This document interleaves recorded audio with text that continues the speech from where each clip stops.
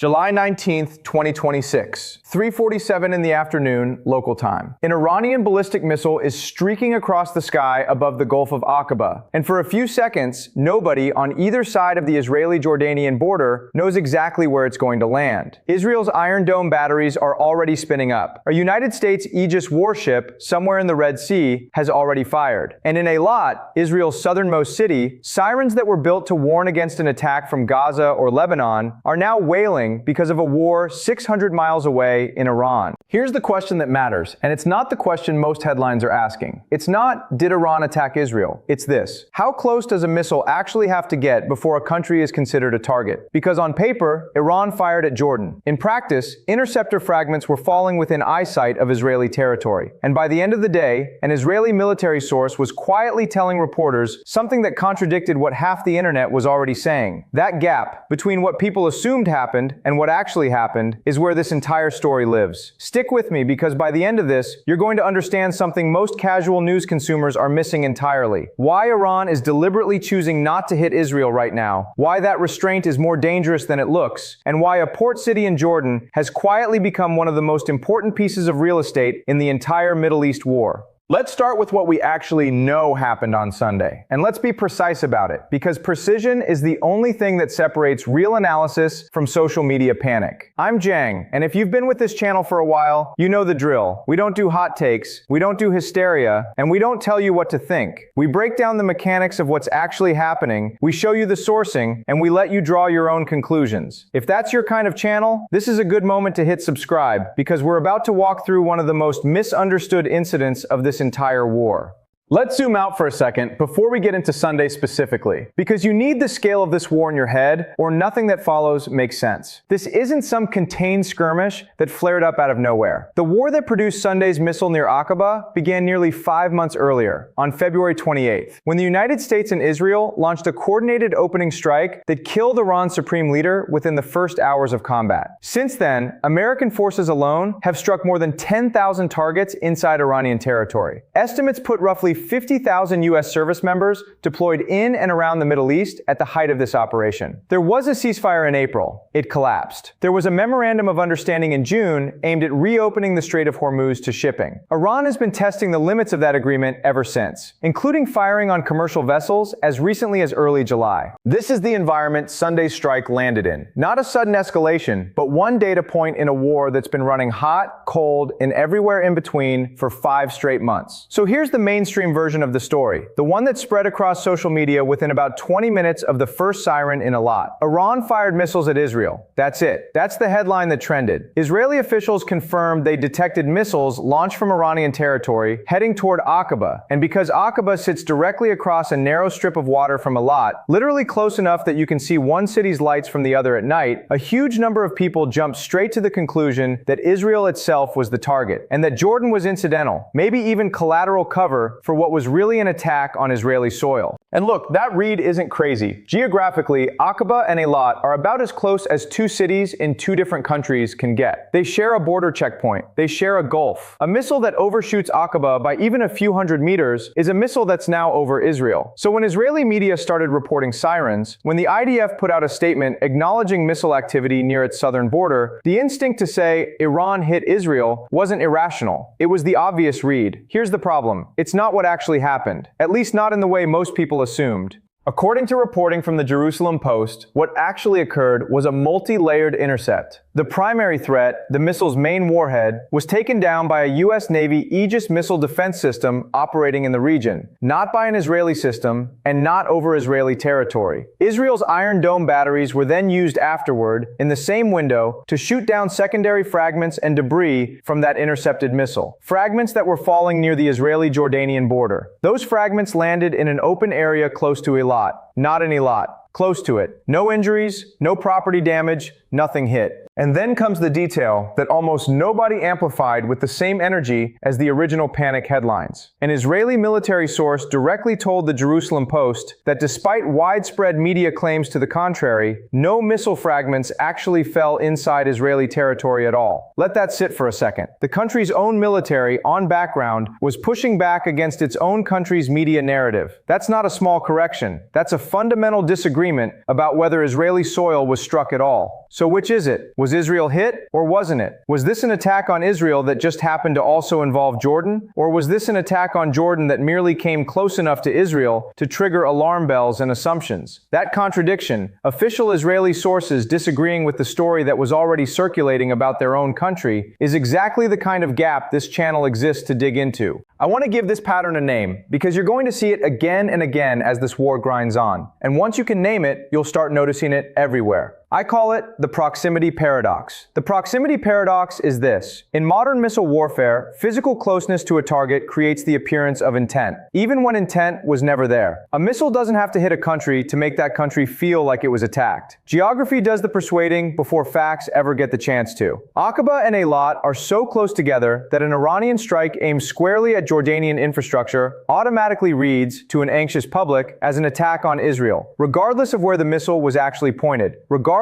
of where the debris actually landed, and regardless of what Iran's actual targeting logic was. This isn't a small linguistic quibble. The proximity paradox has real consequences. It can drag a country toward retaliation for an attack that was never actually aimed at it. It can make de-escalation look like weakness, because officials trying to correct the record, like that IDF source pushing back on the fragment claims, end up sounding like they're downplaying a real threat, even when they're just being accurate. And it can be deliberately exploited, either by a country trying to manufacture outrage, or by a country trying to send a message that's just ambiguous enough to test its adversary's discipline without crossing a line that guarantees war. Which brings us to the three things you actually need to understand to make sense of what happened near Aqaba and why it matters far more than a single missile intercept should. Point 1. Why Jordan specifically has become Iran's preferred pressure valve. To understand why an Iranian missile ended up near Aqaba at all, you have to rewind to February 28, 2026, the day the United States and Israel launched coordinated strikes on Iranian territory, opening what's now been labeled the 2026 Iran War. That opening salvo was not a limited operation. U.S. Central Command has confirmed that American and Israeli forces have struck well over 10,000 targets inside Iran since that first day, hitting missile and drone production sites, naval assets, military-industrial infrastructure, and command centers. The strike also killed Iran's supreme leader, Ali Khamenei, a fact that fundamentally altered the character of this war from the very first hour. This wasn't a border skirmish. This was regime-level decapitation warfare, and Iran's response was never going to be symbolic. For months, Iran's retaliatory doctrine has followed a specific logic: hit the countries hosting American power projection, not necessarily the country that started the war. The United States maintains military infrastructure across multiple Gulf states, and American forces also operate out of bases in Jordan. Iran's Islamic Revolutionary Guard has been explicit about this targeting rationale, stating publicly that its strikes are aimed at facilities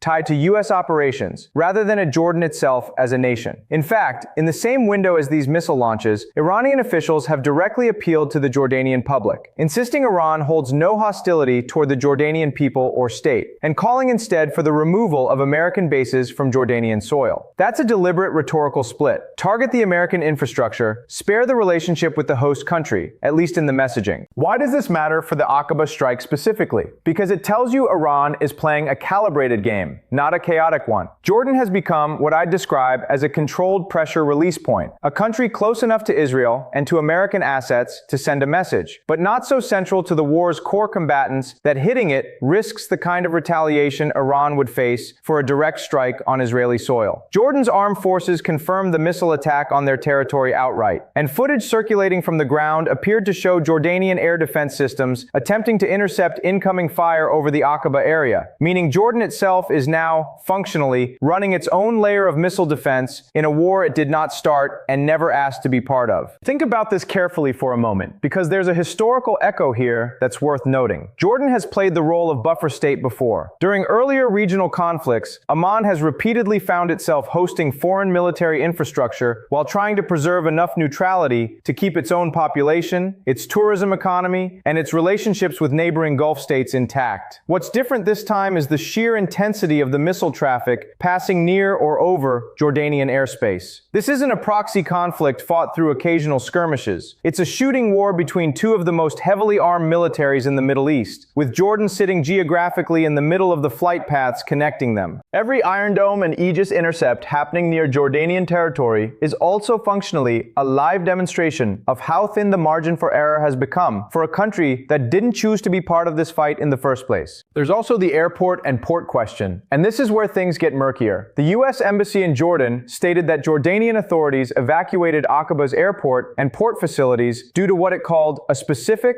and credible threat. Jordan's own communications minister pushed back hard on that framing, stating no evacuation order had actually been issued, and that both facilities continued operating normally throughout the incident. Here's a question worth sitting with for a second. Why would a government's own communications ministry publicly contradict the account given by a close allied embassy in real time during an active missile threat? Is that a genuine miscommunication between allies operating on different information? Or is it Jordan trying very deliberately to project calm to its own population, tourism sector, and shipping partners, precisely because panic at a critical Red Sea port could do economic damage that outlasts the missile threat itself? Point 2. The mechanics of what actually stopped this missile, and why layered defense matters more than people realize. This is the part where I want to slow down, because the technical sequence of Sunday's intercept tells you something important about how deep the American military commitment to this war actually runs. Deeper than most casual observers assume. This wasn't Jordan defending itself alone. It wasn't even primarily Israel defending its own airspace. The first and most consequential intercept, the one that stopped the missile's actual warhead, the part designed to cause damage and casualties, was carried out by a United States Navy Aegis system. Aegis is a naval missile defense architecture designed specifically for exactly this kind of scenario, intercepting ballistic missiles in their mid-course or terminal phase, often from ships positioned in international waters, far outside the airspace of the country actually under threat. Only after that primary intercept did Israel's Iron Dome, a system built and optimized for short-range threats, originally designed with Gaza-launched rockets in mind, get used to mop up the remaining fragments falling near the Israeli-Jordanian frontier. Two completely different systems, built for two completely different threat profiles, working in the same 15-minute window because the nature of this war has scrambled the geography those systems were originally designed around. Iron Dome was never built with Iranian ballistic missiles in mind, and yet here it is, on defense duty near a border it wasn't originally engineered to protect. Think about what it actually takes to pull off an intercept sequence like that. You need real-time coordination between a U.S. Navy ship operating somewhere off the coast, Israeli ground-based radar and battery crews watching the same airspace, and presumably some layer of communication with Jordanian air defense as well, given that Jordan's own systems were reportedly engaging incoming fire over Aqaba in the same window. That's not something you improvise in the 15 minutes between launch detection and impact. That's the product of months of shared targeting data, pre-positioned assets, and rehearsed protocols built specifically because incidents like this one were considered likely, if not inevitable. The moment Iran started redirecting its retaliatory fire toward Gulf states and Jordan back in the early weeks of this war. In other words, Sunday wasn't the system being tested for the first time. It was the system doing exactly what it had already been built and drilled to do. Now here's the honest, fair caveat I want to give you, because I think it's important, and because I don't want you walking away from this video thinking Israel is a passive bystander in this war. Let's be fair to the counter-argument. It is entirely reasonable to say, it doesn't matter whether the fragments technically crossed into Israeli territory. The alarm was real, the sirens were real, the Iron Dome activation was real, and Israeli civilians in Eilat spent Sunday afternoon in genuine uncertainty about whether their city was about to be hit. Playing definitional games about a few hundred meters of open desert doesn't change the lived experience of people who heard air raid sirens because of a war that started because of an attack on a different country entirely. That's a completely fair point, and I don't think the technical nuance should be used to dismiss the genuine fear on the ground. But, and this is the actually part of the reversal, the technical nuance still matters enormously for one specific reason. It shapes how governments choose to respond, and government responses are what determine whether this war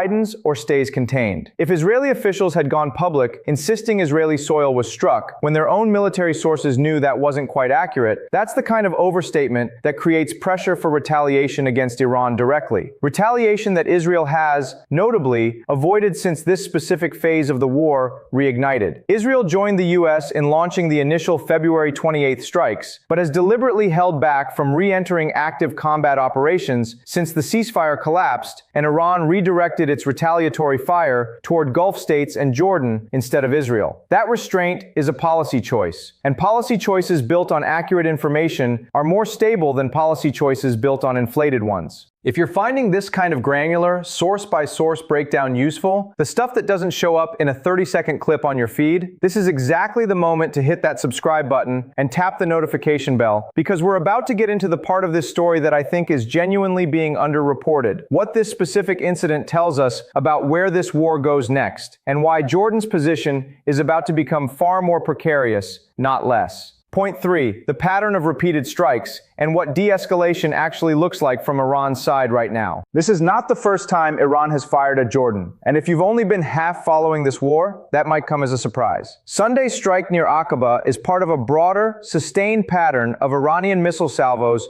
directed at Jordanian territory over recent days, explicitly framed by Tehran as retaliation tied to the American military presence based there. This is important because it tells you Iran's targeting logic isn't reactive or random, it's a running campaign, with Jordan absorbing repeated hits specifically because of its role as a host for U.S. forces, not because of any independent conflict between Iran and Jordan. Ask yourself this: if Iran genuinely wanted to strike Israel directly right now, does the evidence support that they can't, or that they're choosing not to? Because those are two very different situations with two very different implications for how this war ends. Iran has demonstrated repeatedly over the course of this conflict that it retains the capability to launch large ballistic missile salvos across significant distances. Jordan, the UAE, other Gulf states have all absorbed direct hits, and in at least one case, in the UAE, foreign workers were killed and dozens more injured by Iranian strikes. So capability clearly still exists. What's notably absent, since Israel's own re-entry into active operations wound down, is a direct, deliberate Iranian strike squarely inside Israeli territory. That's either restraint or it's positioning. Iran preserving Israel as a card it hasn't chosen to play yet, possibly because a direct hit on Israeli soil would guarantee the kind of Israeli military re-entry that Iran, after months of sustained American and Israeli bombardment against its own infrastructure, may simply not be able to absorb on a third front. Here's a fourth angle worth adding, because it's the one most coverage skips entirely: the economic dimension of targeting a Red Sea port city like Aqaba. Aqaba isn't just geographically close to Israel. It's one of Jordan's only outlets to the sea, a critical node for Jordanian trade, tourism, and increasingly for regional shipping routes that have already been disrupted by Houthi activity in the Red Sea further south.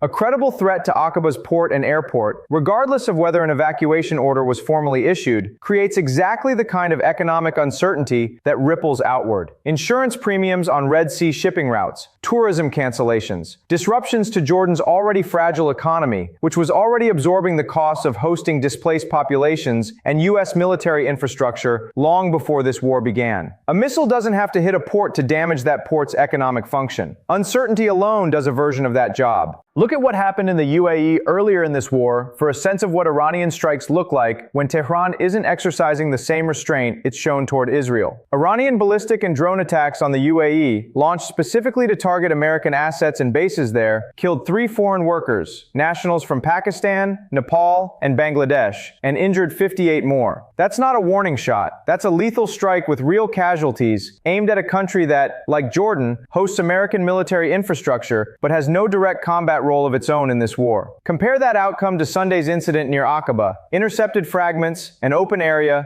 0 casualties. Both were retaliatory strikes tied to U.S. basing. Only one produced deaths. That gap tells you something about either Iran's intent, its precision, or both. And it's a gap worth watching closely, because it means restraint in this war doesn't mean nobody gets hurt. It means the casualties, so far, have been absorbed by countries other than Israel. So when you put those 4 pieces together, Jordan as a deliberate pressure pressure valve, the layered US-Israeli defense response, the demonstrated pattern of repeated non-Israeli strikes, and the economic leverage embedded in targeting a port city, you start to see Sunday's incident not as an isolated scare, but as a fairly textbook execution of a strategy Iran has been running for weeks. The proximity paradox isn't an accident of geography Iran stumbled into. Geography that close to Israel hit that precisely and that repeatedly, without ever crossing into confirmed Israeli territory, starts to look less like a coincidence and more like a message calibrated down to the meter. So where does this actually go from here? Let's talk predictions, and let's talk about what to actually watch for in the coming weeks, because I think the headlines are going to keep missing the real signal. First, watch the language coming out of Israeli officials very closely over the next several strikes near its borders. If you start hearing Israeli spokespeople explicitly and repeatedly emphasize that fragments did not land on Israeli soil, the same kind of correction that IDF source gave the Jerusalem Post, that's a strong signal Israel is actively trying to avoid the political pressure that would come from being seen as directly struck. That's a country managing its own domestic narrative specifically to preserve its policy of restraint. If that language disappears, and instead you start seeing officials emphasize proximity and danger without offering the same technical corrections, that's a signal the political calculus inside Israel may be shifting toward wanting a pretext for re-entry. Second, watch Jordan's own posture. A government that's publicly contradicting a U.S. embassy's threat assessment, insisting its port and airport are functioning normally, is a government trying extremely hard to avoid becoming the visible center of this war. If Jordan starts accepting stronger U.S. or Israeli defensive assets on its own soil, additional Patriot batteries, more overt coordination, that tells you Amman has concluded quiet reassurance isn't working anymore, and it's shifting from message management to hard defense posture. That's a meaningful escalation signal, even if no missile ever crosses a formal border. Third, watch whether Iran's strikes on Jordan start creeping closer to the Israeli border with each iteration, or whether they stay roughly at the same distance. Precision matters here. If Iranian strikes near Aqaba begin landing measurably closer to the Israeli frontier over successive attacks, that's not something you can wave away as coincidence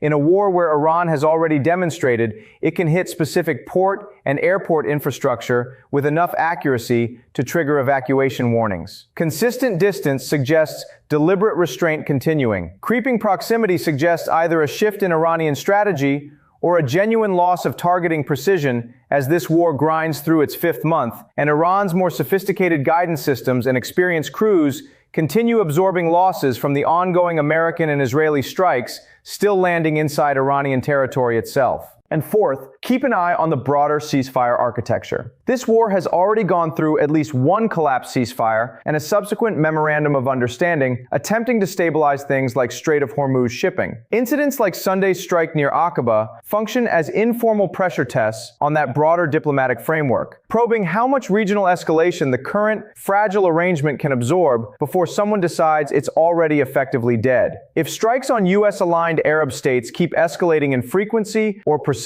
while Israel proper continues to be spared direct hits, that tells you the current uneasy equilibrium, everyone hitting everyone except Israel and Iran hitting each other directly, is likely to hold a while longer. If that pattern breaks in either direction, that's your signal the next phase of this war is beginning. Fifth, and this is the one I'd actually flag as the most important if you only track one thing going forward. Watch the casualty numbers coming out of these Jordan and Gulf strikes over time. Right now, Sunday's Aqaba incident produced 0 casualties, which is part of why it faded from the news cycle within about a day. But the UAE strike earlier in this war killed 3 people and injured 58, using the exact same stated justification, hitting sites tied to American operations. If a strike near Jordan eventually produces casualties instead of just fragments in an open field, the entire framing of this story changes overnight. From a technical debate about where debris landed to a question of whether Jordan itself becomes an active front rather than a pressure valve. That threshold, 0 casualties versus real ones, may end up mattering more for how this war evolves than the exact number of meters between a fragment and the Israeli border.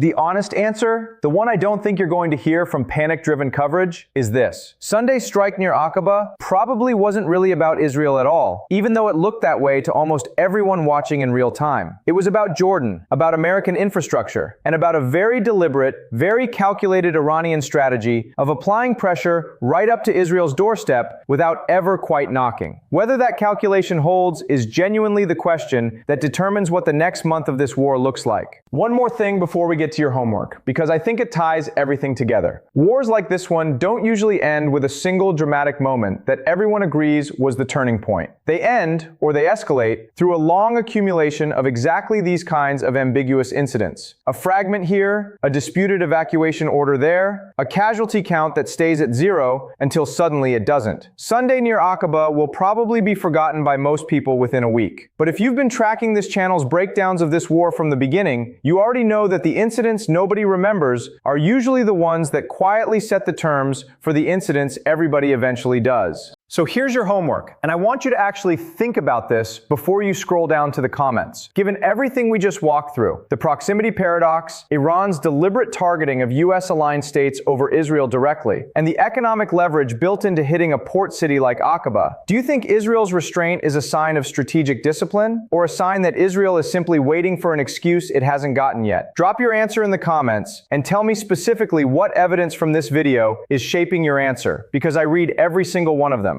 Next video, we're going deeper into something I only touched on today: the collapsed ceasefire and the memorandum of understanding around the Strait of Hormuz, and why Iran's decision to start firing on commercial vessels in early July might end up being a bigger turning point in this war than anything that's happened near Aqaba. If you want to understand where the shipping and oil angle of this conflict is actually headed, that video is going to matter a lot more than this news cycle suggests right now. If this breakdown helped you actually understand what happened on Sunday, instead of just reacting to a headline, that's genuinely the entire point of this channel. And the best way to support that is simple. Hit subscribe, tap that notification bell so you don't miss the Hormuz breakdown, and I will see you in the next one.